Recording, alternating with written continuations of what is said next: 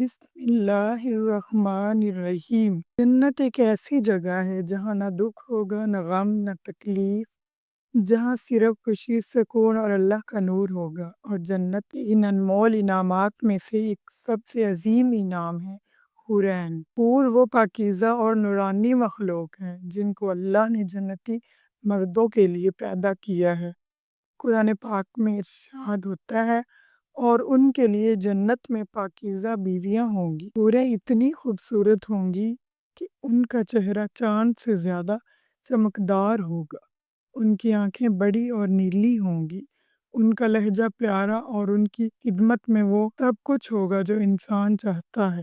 ان کا حسن چاند سے زیادہ چمکدار، ان کا لہجہ پھولوں سے بھی نرم اور ان کا وجود نور سے بھرپور ہوگا۔ ایک حدیث کا مفہوم ہے، اگر دنیا میں حور صرف جھانک لے تو سارا عالم روشن ہو جائے اور اس کی خوشبو پوری دنیا کو مہکا دے، لیکن یہ انعام ہر کسی کو نہیں ملتا۔